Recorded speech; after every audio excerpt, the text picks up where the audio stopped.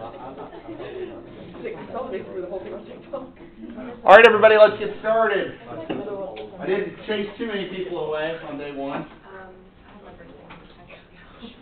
Okay, so I had asked real quickly before class how many had tried the lab assignment, the safety quiz. I think a few of you have tried it. Probably not everybody, but so far pretty straightforward. I'm hoping it's not terribly challenging and whatnot. That is due prior to class on Tuesday, okay? Because the idea is I want that done so that we can go to class and do our first lab next week. Which, speaking of, next week, we are going to go to lab, okay? So closed-toed shoes and what have you, okay? It's not going to be a very long lab. It'll be relatively short. I don't expect us to be there longer than an hour, okay? Because it's just a quick unit weight exercise. It's pretty easy. But it's just meant to get you familiar with the space and get you thinking about materials. It's not a very in-depth assignment, okay? I am giving you your first homework assignment, though, in here due next Thursday. Man, my details. This is Thursday. I'll fix that, but yeah, this is Thursday. Yeah, so this is due in a week. So the idea is that I'll assign homework on Thursday, do the following Thursday. So yeah, the day's right, but not it's the 28th, but it's supposed to be Thursday. I will check that to verify. But yes, it's in Blackboard, I mean. But yeah, Thursday, August 28th. It's just 2 problems. It's not a very long assignment, okay? But it's really meant to be more of a refresher of Engineering 216, like stresses and strains and whatnot. So we're going to do an example today after we talk a little bit about some materials-related concepts to sort of brush off the cobwebs, as it were, and just start thinking about this stuff again. Not very challenging, I don't think, but, one thing I will say, so I am going to try and start each lecture moving forward. If I do homeworks, for example, every Thursday, so I assign a homework on Thursday, do the following Thursday, I will probably open it up for questions that Tuesday to say, hey, anybody look at the homework, any questions and whatnot. I don't expect it to be done by then, but I'm trying to give you a chance if there's anything that's tricky on the assignments to ask. I don't expect that anything in this class is among the most difficult thing you've ever done in engineering. I find, this class is certainly not challenging. There is a lot of terminology, and yeah, there are a lot of formulas and equations, but I don't think you'll find that this class is super difficult. So yeah. Okay, any questions before we keep on carrying on? Okay, did everybody get the QR code? Okay. Fix that later. Okay, so I am going to go back to lecture 1. One of the things you'll notice, I uploaded the video and I posted it to the YouTube playlist. I also just tagged that video that I showed you on Tuesday. I put that in the YouTube playlist. This class will probably have a lot of videos that we watch, more so than maybe some of my others, because we'll be showing things like lab testing or material production and whatnot. And so I'll tag them in the playlist so that you have it. But at the end of the video, what we had left with was 2 materials that we had gone through a tensile test for. The idea behind a tensile test and then ultimately resolving that into a stress-strain curve is that we distill that information into data that is specific just to the material. In other words, what I'm saying is, if I take 2 specimens of low-carbon steel, for example, that are both the same material but maybe have different geometries, I am going to get different load and deflection plots. That's 100% true. But the idea is that if I take the deflections and normalize them to strains, and I take the forces and I normalize them to stresses, then theoretically I should get the same stress-strain curve. And that's really what stresses and strains do. They remove from the analysis problem that we're doing the geometry associated with the problem. So that at the end of the day, we can look at, well, this is just how steel behaves by looking at normalized forces and normalized displacements. And this is how aluminum behaves, and et cetera, et cetera. Okay? We do tend to use steel as a yardstick for starting to learn about material behavior. So I am going to go through this a little bit. I am admittedly going to speed through some of these remaining slides, not because I'm trying to rush through the material, but because later in the class, around the October-November time frame, we are going to explicitly take test data, force displacement data for the test of a steel tension specimen, and then develop these curves. So I just kind of want to brush through it just to get everybody thinking about it, but we'll do this a little bit later in the course, so we don't need to spend too much time on it now. But I imagine, though, everybody's seen stuff like this before in Engineering 216, am I right? Everybody's seen a stress-strain curve. So if I were to mention the phrase Hooke's Law, does everybody know, have heard that before, know what I'm talking about? Just to recap, so Hooke's Law is the linear relationship that we use to define the relationship between stresses and strains in the linear elastic region. So when you load a specimen in the linear elastic region, it will deform in a linear fashion, and then if you unload it, it'll revert back to its original geometry. Very much like a rubber band. Take a rubber band, stretch it, let it go, it snaps back to its original geometry, okay? And we relate the relationship between applied stresses and resulting strains by a proportionality constant that we call Young's modulus, sometimes called the elastic modulus, modulus of elasticity, all means the same thing. And the modulus of elasticity is a material characteristic. There is a Young's modulus for steel, there is a Young's modulus for concrete, there is a Young's modulus for aluminum, a Young's modulus for wood, et cetera, et cetera. And they are ones that you can look up. For structural steel, 29 million PSI or 29,000 KSI. For structural steel, it's a value you can sort of set your watch by. For a material like concrete, the Young's modulus is variable, and it depends on the mix. It depends on, what the water content is, the proportion of your aggregates, and so on and so forth. And we'll talk about that a little bit later in the semester. But I would say for materials that have more quality assurance and quality control, you're going to have a tighter range, if you will, on material properties like Young's modulus. But for organic materials like wood or materials that are sort of designed on demand like concrete, you're going to get ranges for stuff like this. So it just depends on the application, depends on the goal for the given job. And we'll talk about that throughout the semester.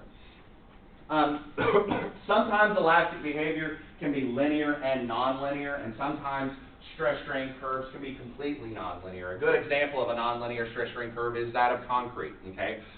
Concrete, if you look at the stress-strain curve, it's pretty much entirely nonlinear from start to finish. It is a very complicated material in terms of the math behind predicting how it behaves from a structural mechanics standpoint. We're not going to really get to that in here, but that's more of a concrete design, CE 413 type topic. Some materials, like aluminum, for example, do not have a well-defined yield point. Okay, so in other words, like structural steel, like if we go back a couple of slides to structural steel has a sort of well-defined plateau. We have a proportional limit where yielding kind of begins, and then there's this plateau of yielding where the structure of the molecules, the crystalline structure, it's realigning and whatnot, and so you're getting this free deformation under a constant stress, and we call that yielding.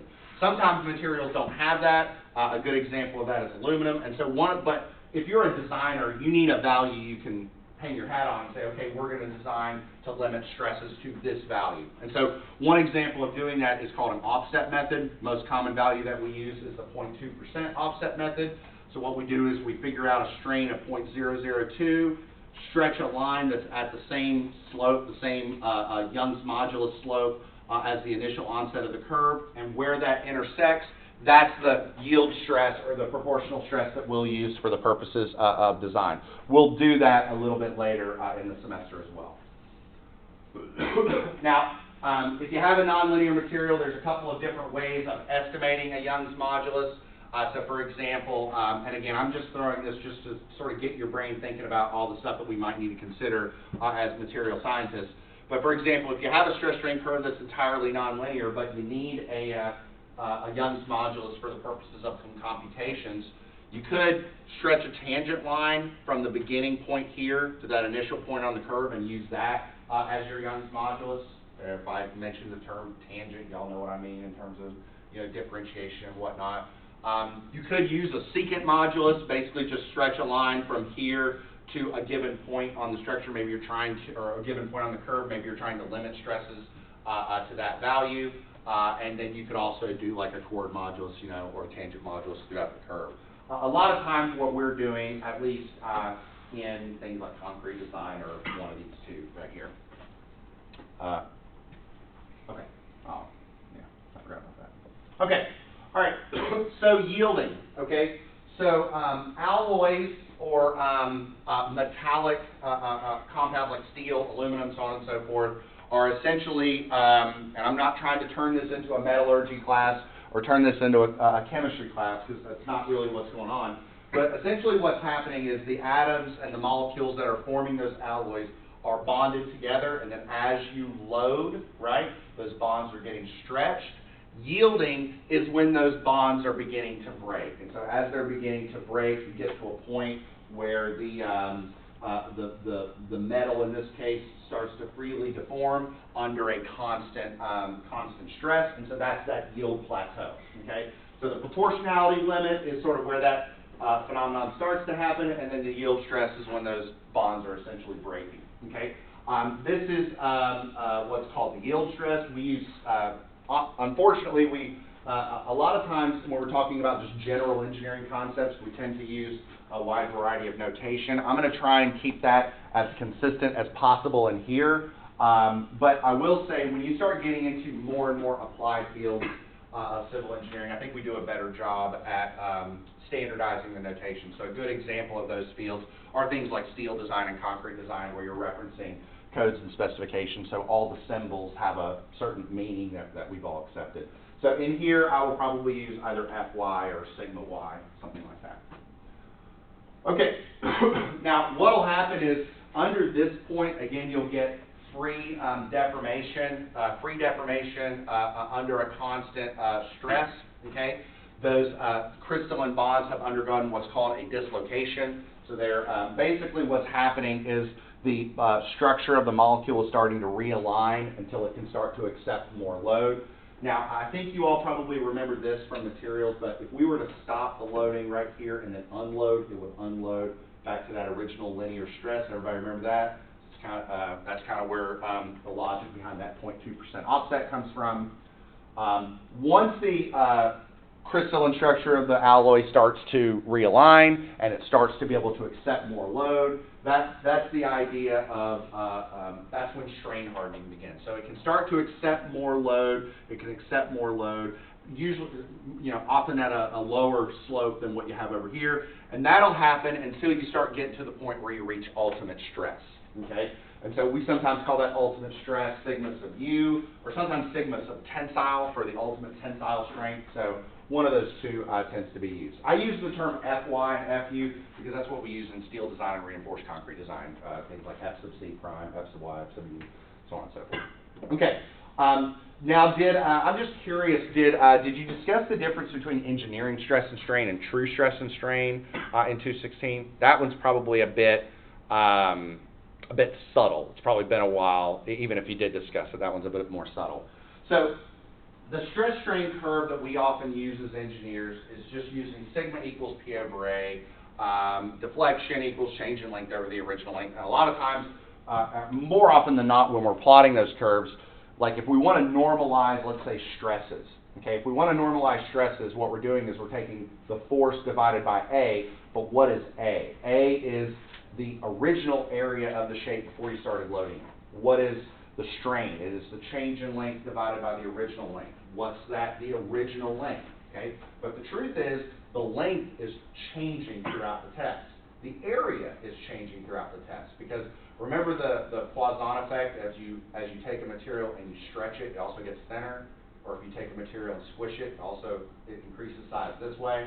So the engineering stress strain curves just use the original geometry, but if you track the changes in geometry throughout the test, you get a true stress strain curve, and that's why this tracks up here. And it definitely, for the most part, the curves align, but it really deviates right here, because that's when that necking occurs. When you start to hit that ultimate stress, the specimen really starts to give up, and you start to get this thinning of the section right here until it snaps. One of the things I did mention in the video, and I definitely want to mention here, when you're doing a tensile test, because of all that dislocation and all that molecular movement, those specimens, not only are they sharp, they can get kind of hot. So just right around there, just be careful about that.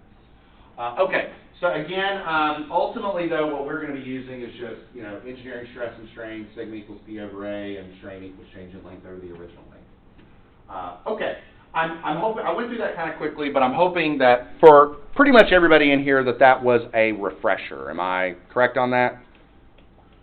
Any questions? Okay. Okay, all right.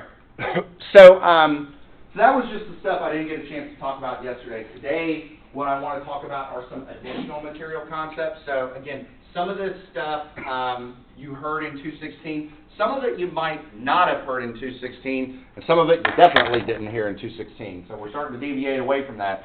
We're going to rely on a lot of stuff that you learned in 216 throughout the semester, but I mean, we're starting to get to the point where we're getting the new material pretty quickly.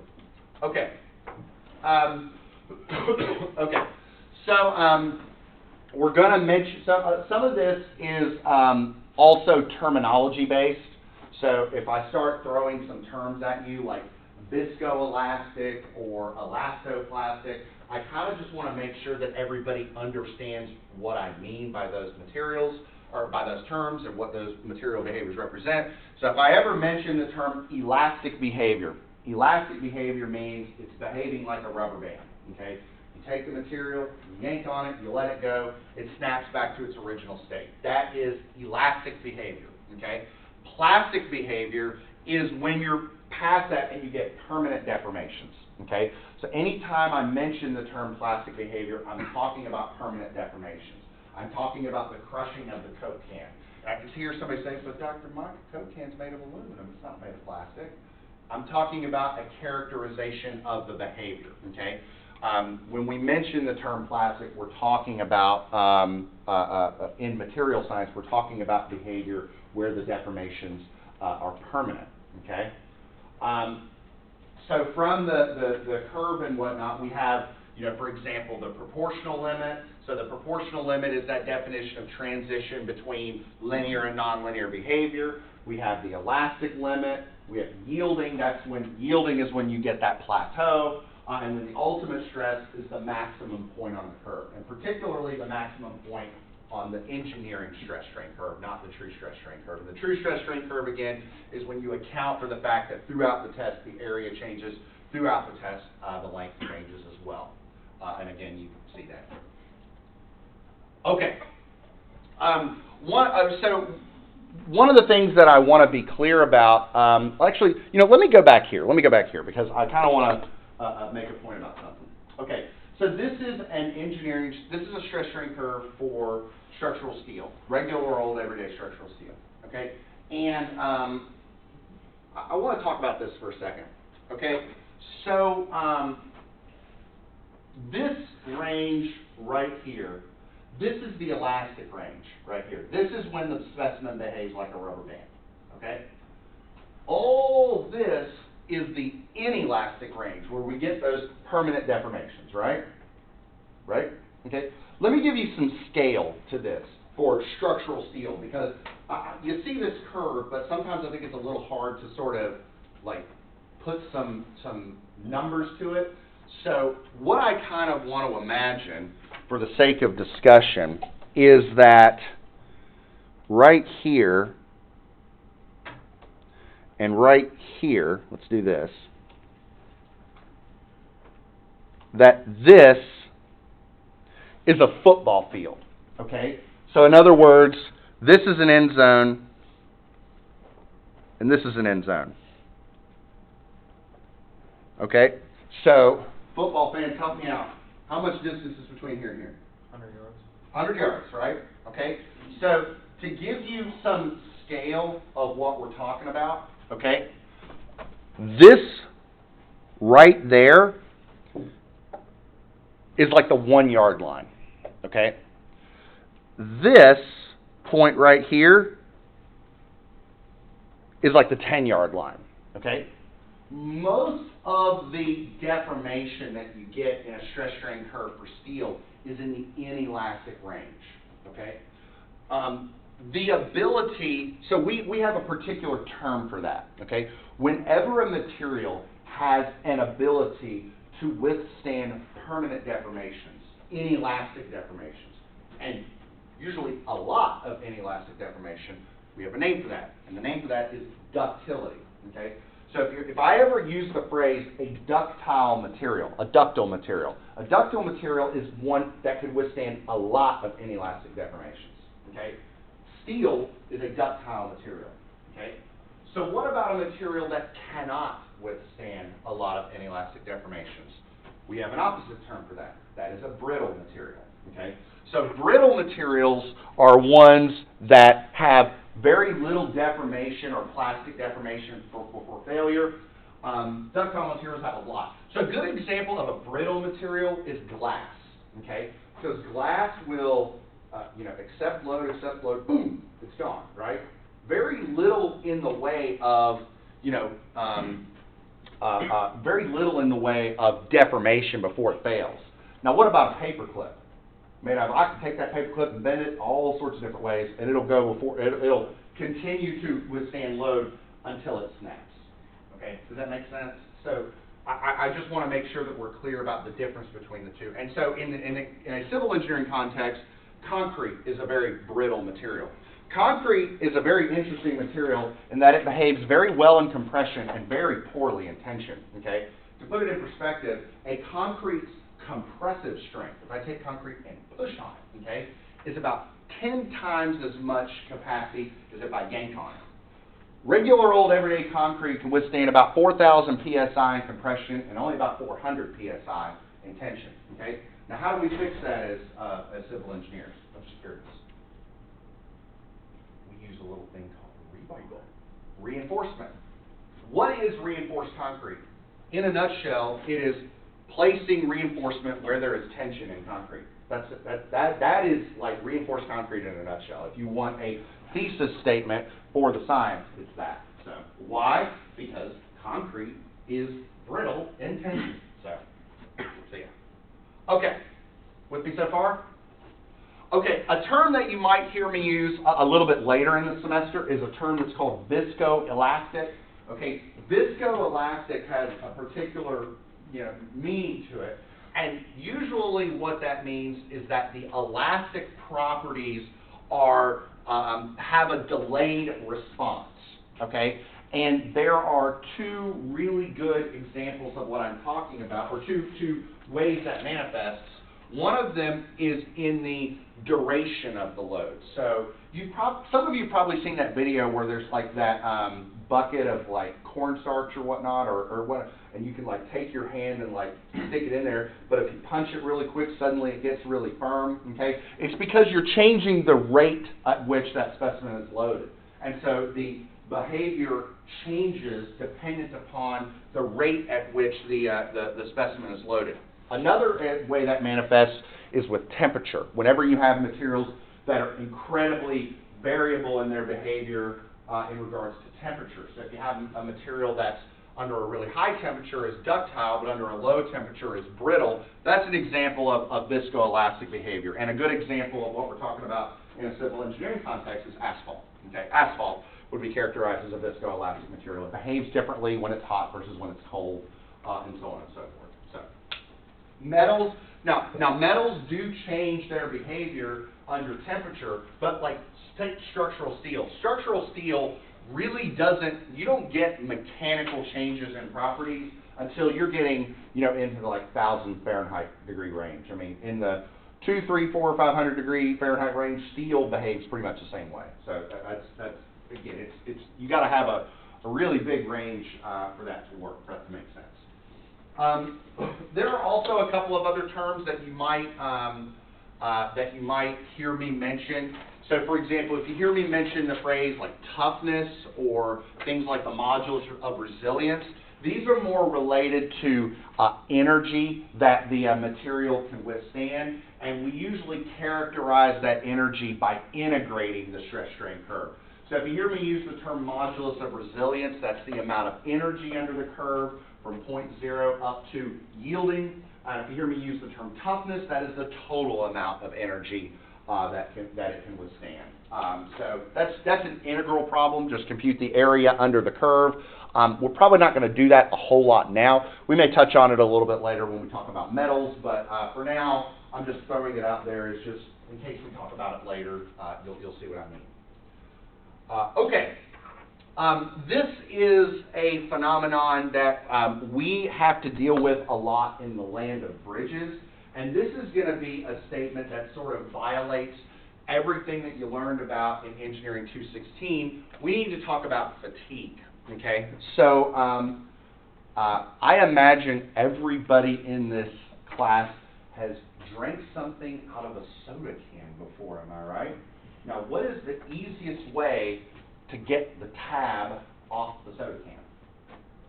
What are you doing? You're doing this, right? Take the tab, do this, tab, do this, tab, do this, and then after a while it just kind of falls off, right? Now what's happening there? Well, if you break out the microscope and look in, what's happening is you're introducing cracks into the metal, okay? So as you bend it one way, you're introducing a crack, and so when you bend it back, the crack starts to propagate. After a while, you're cracking through the metal, and then there's one point where the crack just propagates throughout the whole section, tab falls off, right? Okay. Now, in order to do that to a soda can tab, you really kind of have to wrench on it. I mean, you have to put it through a lot of cycles to make that work. Or, sorry, a lot of stress to make that work. It doesn't take that many cycles, just to be clear. It doesn't take that many cycles, but you really got to wrench on it, okay? Now, in metals, what happens is you can plot that. Okay, you can plot that, and basically what you can say is, okay, under a low number of cycles, it takes a lot of stress to fracture it. But under a high number of cycles, it doesn't take that much. In other words, you could theoretically take that soda can tab, and instead of like really wrenching on it, you could just deform it a little bit, but do it a lot, and it'll crack, okay? Now that sort of violates everything you learned in 216, because in 216 you don't consider that. You don't consider those time-dependent effects, but in reality they can happen. Now, why do we have to deal with that in bridges? Because we design bridges for 75-year design lives, and cars are going on and off, on and off, on and off. And so it's very possible that you have a girder that you design for a yield stress of 50 KSI, but what actually controls the design is this cross-frame connection plate that has a fatigue threshold of 12 KSI, okay? Because it's going to be loaded over 75 years. And so a lot of times in like when you look at fatigue category details, what you'll find when you plot the data is that there is what's called a finite life stress range and an infinite life stress range. In other words, it doesn't really matter how many cycles you go past this point. There's sort of a point where the metal's just going to fail wherever it's going to fail. And a lot of times, if you're designing in high traffic regions, you'll design all your details for infinite life. And sort of in the bridge spec, they call that the constant amplitude fatigue threshold. It's sometimes also called the endurance limit. So we might mention that a little bit later again when we talk about metals. Okay. The Poisson effect. Okay, so the Poisson effect, that happens when you take a material. If you stretch a material, it will, like if you take an element and you make it longer, usually in the perpendicular direction, it will get thinner, it will get shorter. On the flip side, if you take an element and you make it shorter, it will get wider. Okay, and the ratio between that strain and this strain is what's called Poisson's ratio. Now, the reason for the negative is just because of the change in sign. In other words, like if the strain this way is negative and the strain this way is positive, because it's getting shorter this way, longer this way. But as long as you understand the context, the negative isn't really that big of a deal. Poisson's ratio, it's a Greek letter here, nu. It's also a lookup. So for structural steel, Poisson's ratio is usually taken to be about 0.3. Concrete, usually around 0.2. But all of that can depend based on the grade of steel, the mix of concrete that you use, etc. Make sense? Okay. It's been a while since you've done a stress strain problem, right? So let's brush off the cobwebs. Let's do a problem together. Okay. So I want to work with you all to do the following problem. Okay. So we're going to break out the notebook here. We're going to do this together. Okay. All right, so let's review this. Okay, so I have a cylinder here a concrete cylinder with a 6-inch diameter and a 12-inch length. And just so you're aware, those numbers did not just, come out of nowhere. There are two commonly standard concrete cylinder test specimens that we'll use, a 6-inch diameter and a 4-inch diameter that we use for testing concrete properties. We're going to use the 4-inch diameter for lab this semester, but either one works, okay? Now, what we've done is we've taken this 6-inch cylinder and we put it under a compressive load, and we put it under 150 kips. Everybody remembers a kip's 1,000 pounds, right? So that's 150,000 pounds. The modulus of elasticity for the specimen, or the Young's modulus, is 8,000 KSI, and I've given you the Poisson's ratio of 0.35. What I want you to do is calculate the following. I want to know the final length of the specimen, and I want to know the final diameter of the specimen. And I want to know, and I want you to assume that the material behaves in the linear elastic range, okay? Which, based on the numbers that we're going to see here in a little bit, is not a crazy thing to assume if we're dealing with a relatively high-strength concrete. And we'll see what we mean here in a second. Okay. Everybody good?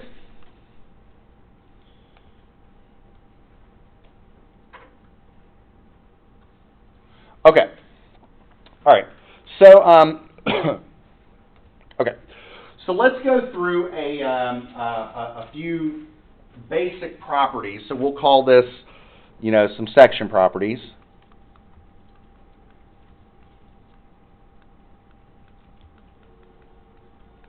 And just so you're aware, if I use the term section properties, what I'm talking about more is the geometry of the problem, the geometry of the cylinder, okay? So we're dealing with a cylinder that's being squished on, okay? So we know that, basically what we've got is a cylinder with a load like that. So we're taking a cylinder and we're squishing it, okay? What are some geometric properties we know about this cylinder? Well, we know that,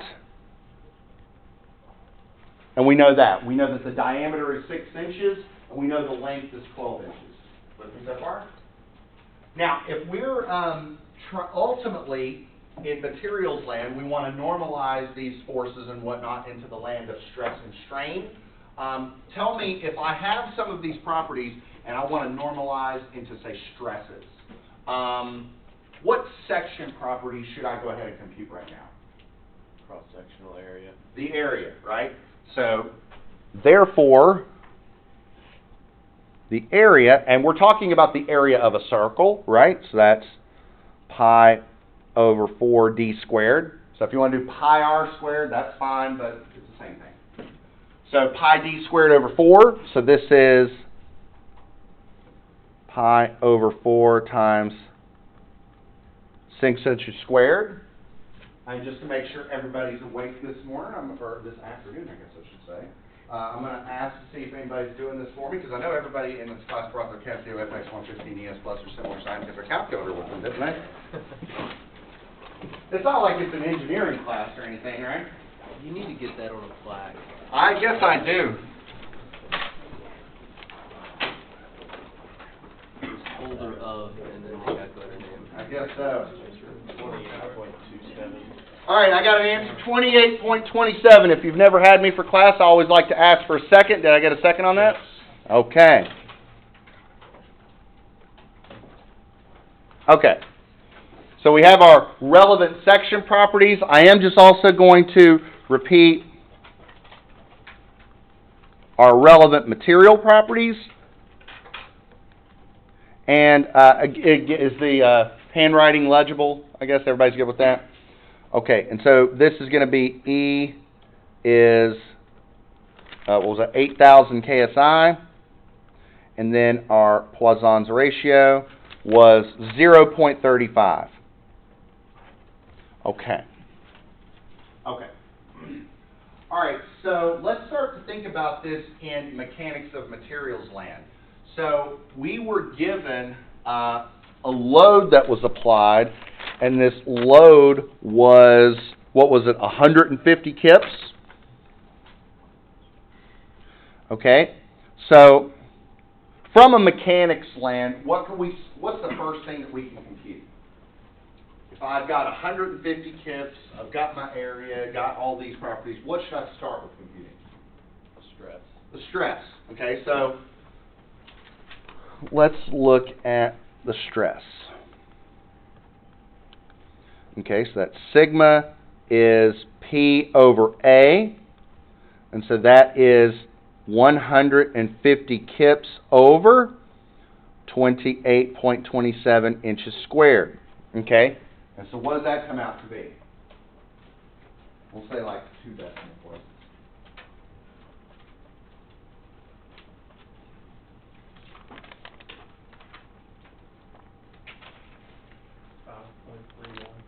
$5.31 what?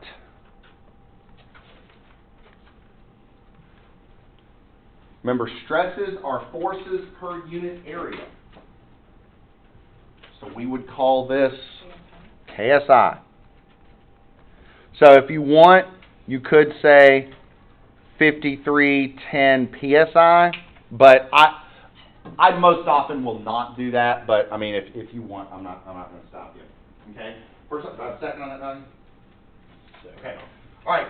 Normal everyday concrete, your normal strength, usually most like bridge projects, for example, have a minimum strength for like decks of 4 KSI. So 5.31 KSI is not that bad. And if we're dealing with material in the linear elastic range, and we dealt with a concrete that had a compressive strength of around 8 KSI, assuming linear behavior, probably not that off.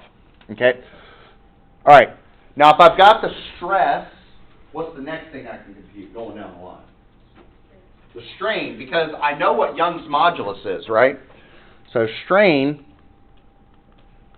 I know that, here, I'll do it like this. I know that sigma is E times the strain. I know that's the case. So therefore, the strain is going to be sigma over E. Sigma over my Young's modulus, right? Just take both sides, divide it by E. Okay? Now, I kind of like this example because of what we're going to see here in a second. So this is 5.31 KSI over, what was that again? 8,000? What do we get here? What's this number?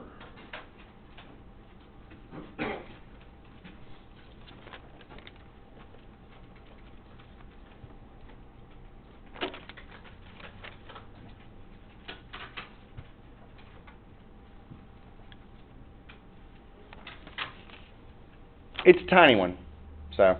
6.64 times 10 to the negative 4. So 10 to the negative 4 would be like this, maybe something like that. So I saw you shake your head, so I got a second on that. I know we talked about this last time, but I like this example because we're going to need this value for a couple of different reasons, but it forces us to actually compute a strain. A lot of times, at least in my world, in structural mechanics, we try to get around it by just straight computing a deformation. And so sometimes we don't actually see the numbers, but in here where we're going to be doing lab tests and whatnot, we are going to be seeing things like strains and whatnot. And strains are tiny, okay? And I'm doing this because, and I'm saying this because you're going to be having homework assignments, you're going to be taking exams, and so if you have a strain calculation and you get a really tiny number, that's not an incorrect answer, okay? If anything, it's probably going to give you like the insight, hey, I'm doing something right because the strain came out tiny. If you calculate a strain value of 50, you did something wrong, okay? That's sort of the point I'm getting at. Okay. All right. Now, before we start, well, let's take it one step further. So we go from stress to strain, and then what's the next thing we can compute? How do we define strain? What's our definition for strain? It's the change in length over the original length. Do we know what the original length was? And we now know what the strain is, so we can figure out the change in length, right? So, man, I'm a popular guy. I'm going to close that. So we'll call that the, now, let me ask this. Is it elongation, though, in this case? Is it elongation? Why are you shaking your head no? It's being squished, right? It's shortening, right? So it's not elongation, it's shortening. But maybe what I'll call it is displacement.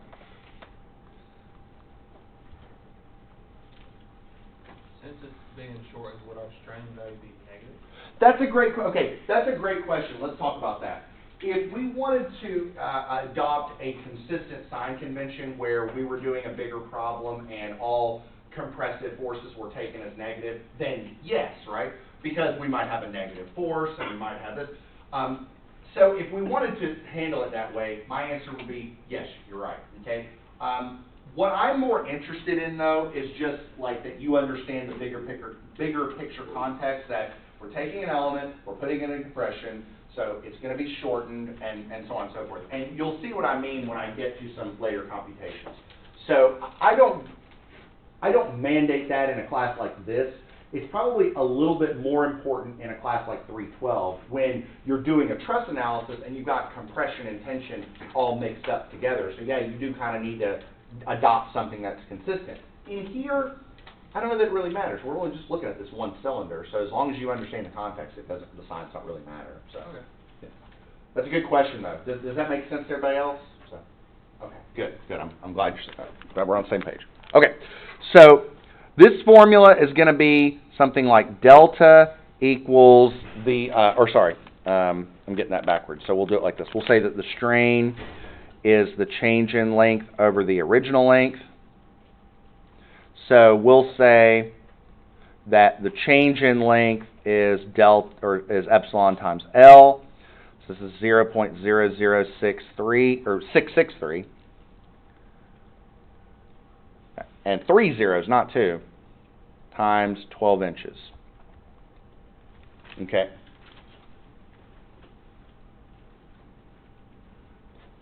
Okay. And so when we calculate this, what do we get? I think in my head I know it's going to be 2 zeros, but 0.00796. okay. Okay. Do I have a second on that? Yeah. Okay. All right. Okay, now, we've just sort of like blindly done some math, okay? Let's go back to the problem and let's see, what are we after here? What are we trying to do? So what do we need to calculate? We need to calculate the following. We need to calculate the final length of the specimen and the final diameter of the specimen. So let's talk about the first one, the final length of the specimen. How am I going to determine the final length of the specimen based on what I have now? What am I going to do? From 12, right? The original length was 12 inches, and so this isn't the final length, is it? The final length is 12 minus this, right? That's the final length. So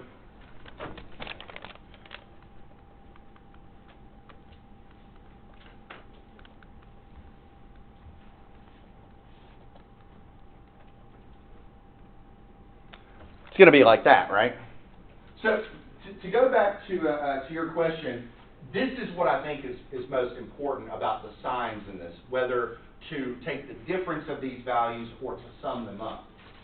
When would this be L plus delta? When it's being stretched. Exactly right. So as long as it's being stretched, you would add, otherwise you would subtract. Okay. So this is going to be 12 inches minus 0.00796. And I think to like 3 decimal places, it comes out to 11.992. Yeah. About right?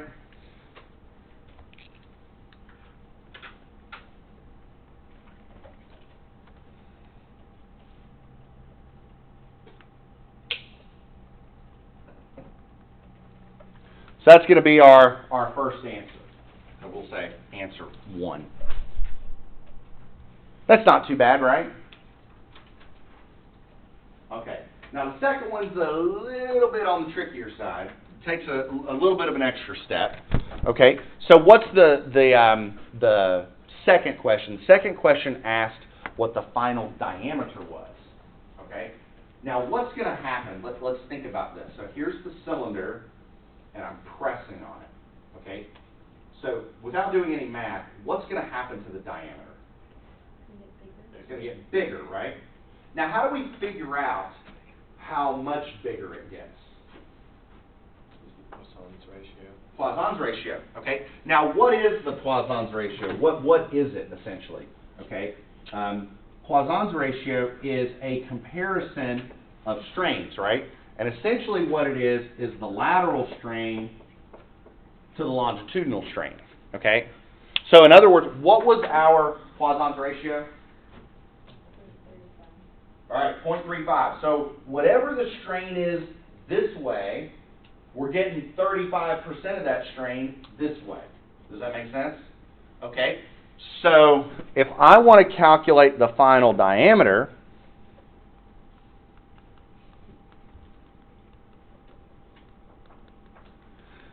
I got to take a couple steps.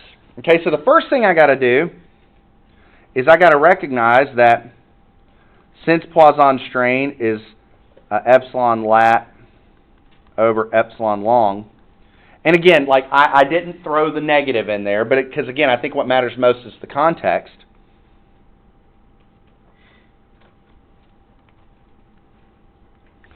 We can calculate the excuse me. We can calculate the lateral strain by taking this times the longitudinal strain. Okay? So in other words, just take this value, multiply it by 0.35, and that'll tell us how much strain is in the other direction.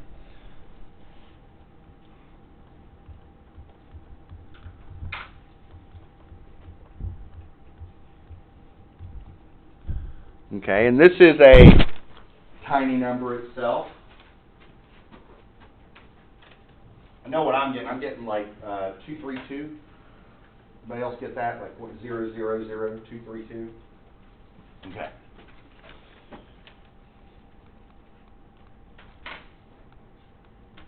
Okay. Okay. So now help me out. What do I do with that? You add it to the original thing.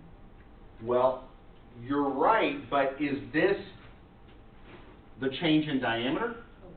No, there's another step, right? Because what I'm going to have to do is I'm going to have to recognize that the change in diameter is going to be, well, what? Actually, let's do it like this. Let's write it another way. Would the lateral strain be the change in diameter over the original diameter? Wouldn't that be the definition? So what I need to do is I need to say that the change in diameter is this strain times 6 inches, right? So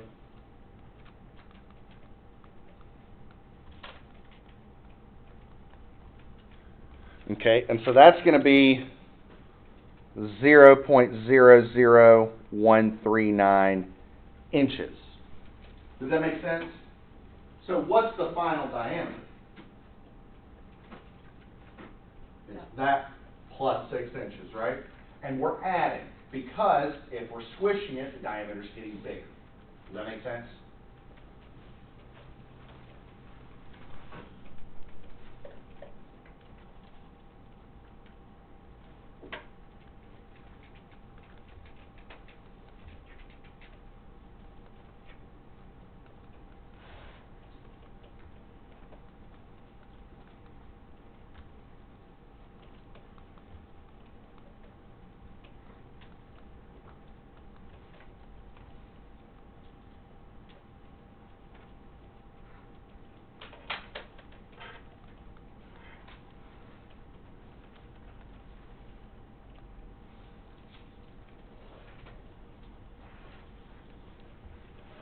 Okay. Let me take a step back and see, it's been a while since you've probably done this stuff in 216. Was this a good, like, cobweb shaking off the dust and stretching these muscles, no pun intended. All right, any questions on this, okay? And I kind of think this example is actually probably a little bit harder than the homework I gave you. So I think the homework is a little bit more straightforward, so. All right, sound good? Okay, all right. Let me go back to the slides real quick.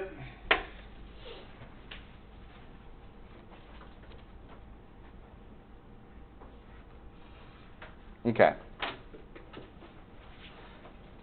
How many of you have had fluids? Okay. So if I throw the term specific gravity, you know what I'm talking about. I imagine everybody else has not heard the term specific gravity, am I right? Guess what? You're going to get used to it real quick this year, okay? So, so now what I want to do is I want to discuss the material properties. This is stuff we're going to be talking about for the rest of the semester, okay? And this is stuff that doesn't relate specifically to mechanical behavior. Like stresses, strains, Poisson's ratio, Young's modulus, that all relates to mechanics. Take an element, yank on it, or squish it, how does it respond? This is not directly related to this, but it is important, okay? Now, I'm guessing everybody in here knows the difference between what density is and what unit weight is, am I right? Okay? Density is mass per unit volume, unit weight is weight per unit volume. Okay with that? So the difference between density and unit weight is the introduction of gravity, right? More often than not, in civil engineering concepts or contexts, we're dealing in unit weights, not in densities, okay? Now, one term that we are going to use a lot, not just in here, you all are going to use it in fluids land, maybe with Dr. Yo, you're going to use it with Dr. Waite in hydraulics, is the idea of specific gravity, okay? Now, what is specific gravity? Specific gravity is basically, it's just a number, okay? And it compares the unit weight of a material to the unit weight of the most standard available material, which is water, okay? So, a way of defining specific gravity is, you could say, is the density of a material divided by the density of water, or the unit weight of a material divided by the unit weight of water. Okay? So, for example, if I told you a material had a specific gravity of 8, that's a heavy material. That's pretty heavy, okay? A good example of a material that would have a unit weight or a specific gravity of around 8 would be steel. Steel weighs 490 pounds per cubic foot. It's pretty heavy, okay? Now, what we're going to be interested in is specific gravity characterization of things like aggregate, things like concrete, things like Portland cement, things like wood, okay? So, let me ask you a question. Somebody tell me, what does it mean if the specific gravity is less than 1? Lighter than water per volume. And so, what would that mean? It floats, right? So, you see what I mean? So, there's a number of, like, quick, comparisons that you can make, or quick, conclusions you can make for a, with that given value. And there are some specific gravities that you can set your watch by, some specific gravities that you have to determine, okay? And so that'll be a discussion that we have throughout the semester, okay? One thing, though, that does get kind of, and this is where things are going to get a little interesting, is, specific gravity and the computation of density, right? So let's just make sure we're clear, okay? So density is mass per unit volume, and then unit weight is weight per unit volume, okay? Right? So this is just, rho g, what have you, okay?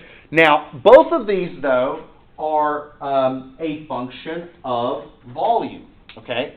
So in other words, the idea is, if I take, this key, for example, I determine the volume of space that this key occupies, compare that to its weight, take weight over volume, I have the unit weight of this material, right? But where things get a little tricky are things like aggregates, okay? For example, if I have a box of aggregates, is it loose is it compacted? Okay, right?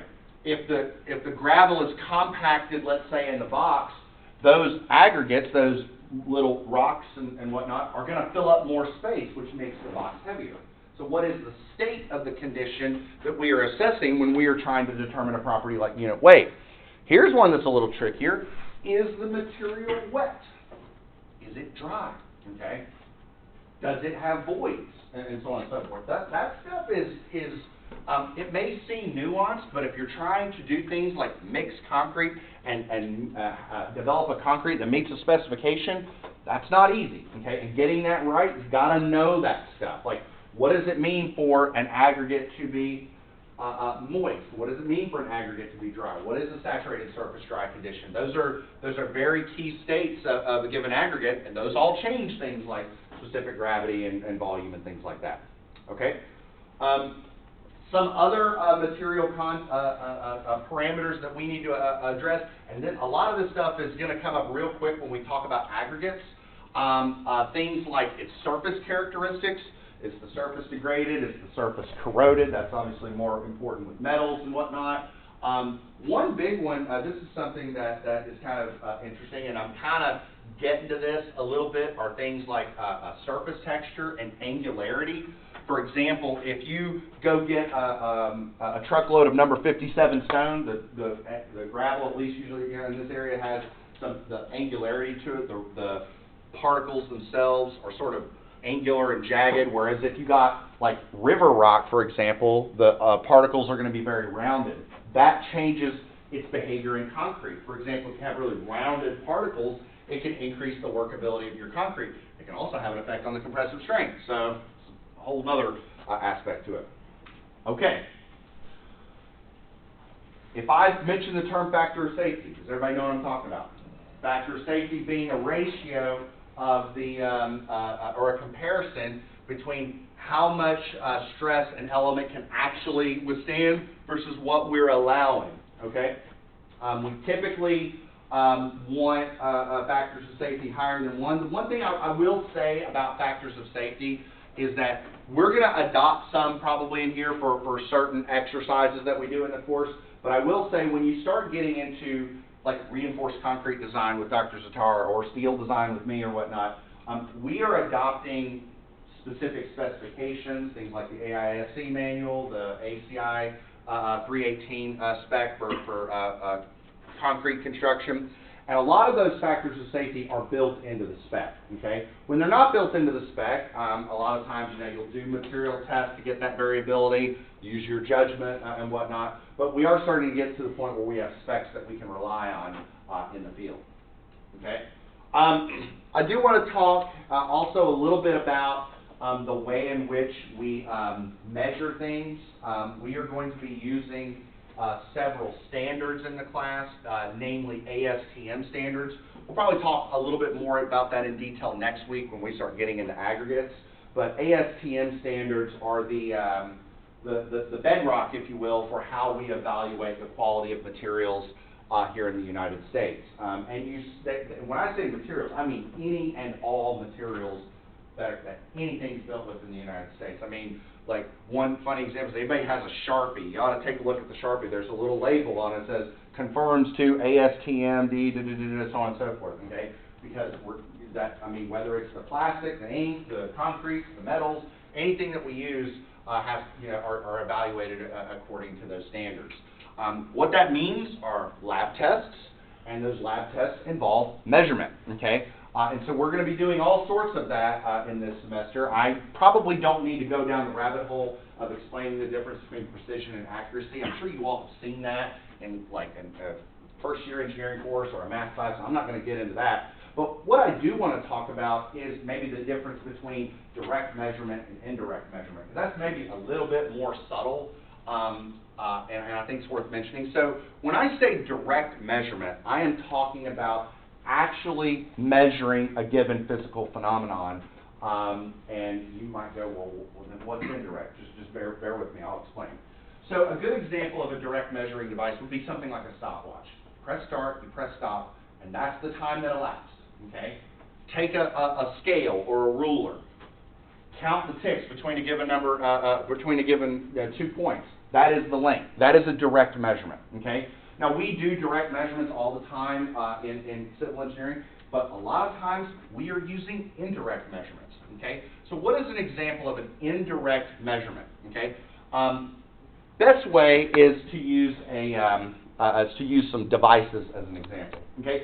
So an example of one, this is what's called a linear variable differential transformer. I will never say that again because it's such a mouthful, which is why I use the term LVDT, okay? So what is an LVDT? An LVDT is an electrical device that's meant to measure displacements or deformations, okay? Now there's 2 flavors of LVDTs. This one is sort of what I call the suspended flavor, where there's this core with a series of primary and secondary, this core that goes into this housing with a series of primary and secondary coils. And the idea is that as the piston moves up and down, you're basically capturing changes in voltage and changes in, you know, like the electromagnetic field. And it is those changes that are then converted to displacements. And that's what I mean by an indirect measurement. We're not measuring the displacements. We're measuring some change in voltage and then converting it to a displacement, okay? Now, the reason that we do that is because more often than not, we can get some really, really high accuracy when doing that, and that's why we do it. This flavor of an LVDT, the piston and whatnot, is separated from the core. I sort of like the ones that are spring-loaded, where the core is the core is actually in the housing unit or one unit, and it's like springy. I kind of like that one a little bit better. It's a little easier to manipulate and whatnot with testing. Okay, one of the most ubiquitous indirect measuring device is a foil resistor strain gauge, okay? These things are all over the place, and you might not even realize it, but you'll see it in a lot of laboratory test setups, okay? So, go find a catalog, and there's like thousands of different sizes and shapes and purposes and whatnot, but at the end of the day, really all they are is just a coiled up piece of wire. So here's a strain gauge, right? And so you can see there's a solder tab here and here. And what it is they printed this like coiled up piece of wire that goes like that, okay? And what they do is they feed a voltage into the gauge, and then they'll do something like starting to load the specimen, or they're measuring a weight, or what have you, okay? And so what happens is this thing deforms. Now, what you're reading is not the deformation, but what you're reading is the change in voltage, okay? One of the things that you can compute in the land of physics is a change in electrical resistance as a function of the length of a wire. In other words, as the length of a wire changes, you can calculate a change in resistance. Then it becomes a circuits problem, a little bit of Ohm's law, and by golly gosh gee, you have a strain, okay? These are incredibly precise and incredibly accurate, and they're also really cheap, which is one of the reasons why they're so ubiquitous and whatnot. A lot of times what you'll find is strain gauges used in all sorts of devices. So one example of a device that you'll see used a lot is what's called a load cell. A load cell, the way I kind of like to describe it is super duper hyper accurate bathroom scale. But basically all it is it's a really, really precisely calibrated hunk of metal that has a series of strain gauges inside it. And so as you load it, each of those strain gauges are sort of correcting each other and providing really accurate load as you're running a given test. And when I say you're running a given test, it could be things like testing a sample, it could be measuring forces in industrial outfits and whatnot. They're used quite ubiquitously and whatnot. Okay. The only other thing that I do want to mention, and I'm not going to spend a whole lot of time on it, because we'll do this throughout the semester, but I hope that it is apparent in an engineering context that, especially with a material maybe like concrete, that testing one cylinder usually just isn't enough. Okay? Anybody who's done concrete canoe work will tell you the more data, the better, right? Because if you test 20 cylinders, you can probably rely on those values more than if you test 2 cylinders, right? So, the more data that you collect, the better you get. So, one of the examples I like to use in my structural design classes is this table right here is made of wood, okay? If we were to go down to the lab and break this table, which again is that's an awesome exercise. Any day with controlled demolition is a good day. But if we go down to the lab and we break this table, and then we go down and we break this table, are we going to get the exact same data set? No, we're not. We're not going to get the same data set because, I mean, the planks that form the top of these tables, these are organic, right?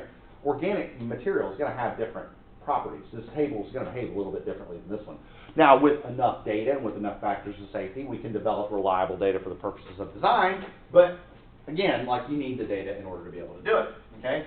A lot of what we're going to be talking about as we get into specific material applications this semester are things like sampling techniques. We want to make sure that, for example, if we're sampling aggregate for the purposes of conducting a lab experiment, we want those samples to have two key qualities. We want them to be random. In other words, we really don't want to have our bias inserted into the collecting of a given sample, but we also want that sample to be representative of the whole, okay? So those are going to be the two key aspects that we're looking at when we sample materials for the purpose of testing. When it comes to the sample size, the more variability, we should say, in a given material, the more samples that we need. So we usually don't need to test tons and tons and tons and tons of dog bone specimens to assess structural steel behavior, okay? Steel is a very set your watch by material. It's a very highly controlled material from a manufacturing standpoint. Concrete's a little different. We're doing that on a ready mix basis, so we probably need to test that a little bit more often, okay? And that means we're going to be doing things like calculating means, calculating standard deviations. Again, I'm hoping y'all know what I'm talking about there. That shouldn't be that too far down the rabbit hole there. If I throw in a bell curve, does everybody know what I'm talking about? So, okay. So yeah, I'm not going to turn this into Stat 345 all over again, okay? One thing, though, you might not have seen, and we might do this when we start getting into concrete land, is the idea of a control chart. So did they discuss that in statistics, a control chart?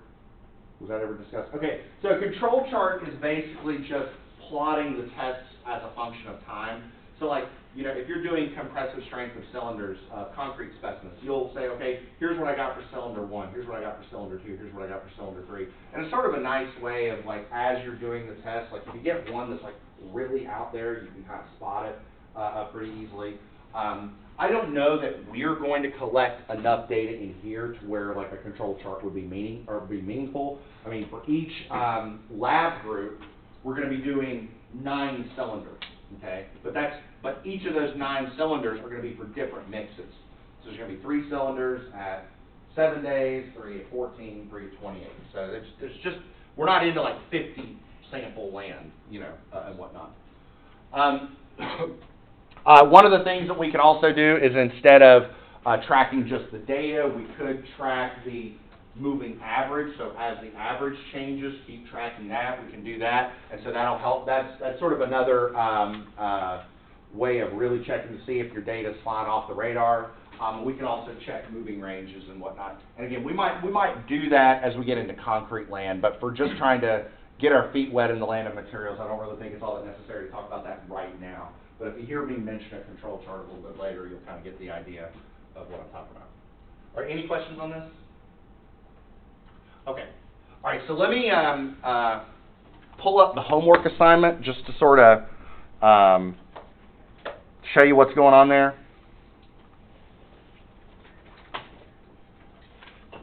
Okay, for this first assignment, I put the text from the textbook in the assignment because I thought that in case you're waiting on a textbook to come in the mail and whatnot, I thought I'd provide that. Again, as I mentioned in structures, I don't think I'm going to do that for every assignment in this class, so by the time we get into like week 3, week 4, I am going to sort of be a year on your own. But if you're waiting on Amazon, I'm not going to hold that against you. This AI assistant can go away. Okay. So problem 1, what I'm giving you is a tensile test. I'm basically saying, here's the geometry. The geometry is, you know, of a cylindrical rod that's going to be subjected to tension. And I'm giving you some limits on the fact that it can't increase in length by this much, and it has to hold up this much under a linear elastic range. Here's the 4 materials. Which ones or more should you use? Okay, and so it involves a lot of the math that we just did. Okay, problem 2. So the textbook gave you 2 stress strain curves, but I only want you to use this one, the one that goes up and then like that. So I only want you to use this one. So this one has a slope of 30 million psi. This one has a slope of 2 million psi. So the derivative is just talking about the slope right there. And what I want to know is, what is the stress if that's the strain? What is the stress if that's the strain? That's all I want. I figure that's a nice little shake the cobwebs off homework assignment. Okay?